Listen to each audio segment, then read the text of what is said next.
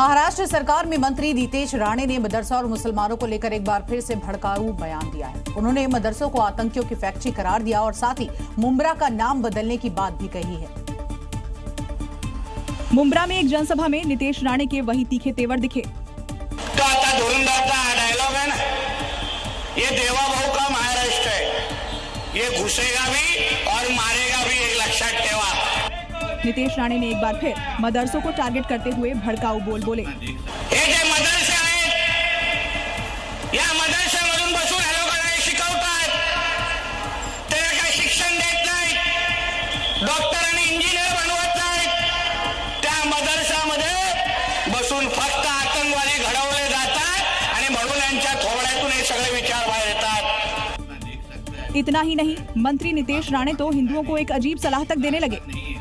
पाळीव कुत्रे पाळता की नाही, त्या पाळीव डुकरं पाळायला सुरू करा। बघा हे हिरवे साप जवळ पण वळवळणार नाही, 2-3 तासात बघा कसं मुंब्रा देवी खाली होऊन जात। नीतेश राणे ने कहा कि जैसे इस्लामपुर को ईश्वरपुर किया, वैसे ही अब मुंब्रा को मुंब्रा देवी करेंगे। राघव चड्ढा को राज्यसभा में आप के डिप्टी लीडर पद से हटाने के बाद राघव और आम आदमी पार्टी के नेताओं में वार पलटवार का सिलसिला जारी है। अब राघव ने आप नेताओं के 3 आरोपों का सिलसिलेवार तरीके से जवाब दिया है। सबसे पहले उन्होंने इस आरोप का जवाब दिया जिसमें उन पर अपोजिशन के वॉकआउट के दौरान भी संसद में बैठे रहने का आरोप लगा है।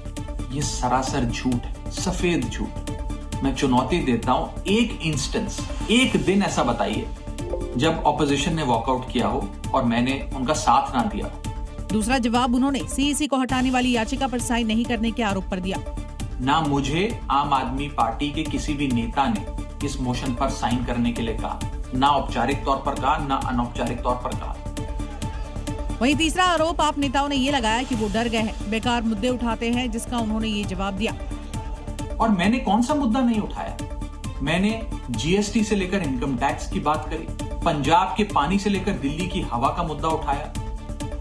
अब देखना है कि आप नेता इस पर क्या जवाब देते हैं।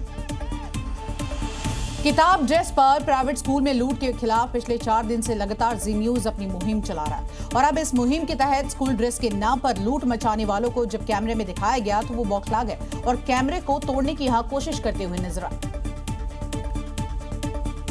दरअसल जब हमारी टीम लक्ष्मी नगर के जैन स्कूल यूनिफॉर्म वाले दुकान पर पहुंची तो वो भड़क उठे, सोफे पर बैठे बैठे धमकाने लगे और उठकर कैमरे पर हाथ मारने की भी कोशिश करने लगे। धक्का क्यों लगा रहा भाई? धक्का मत लगो भाई, धक्का नहीं लगा, धक्का मत रिकॉर्ड हो रहा है, धक्का नहीं लगा भाई, बाहर आ जाओ, धक्का नहीं लगा। इस बीच उनका स्टाफ भी जी न्यूज की टीम के साथ बदतमीजी करने लगा। बाहर जाइए, प्लीज, पर्सनल चीज नहीं, आप बात करना, बाहर जाइए। दरअसल जो स्कूल ड्रेस की कीमत होलसेल में 400 से 500 रुपए है, वो ड्रेस यहाँ पर 2000 तक बेची जाती है।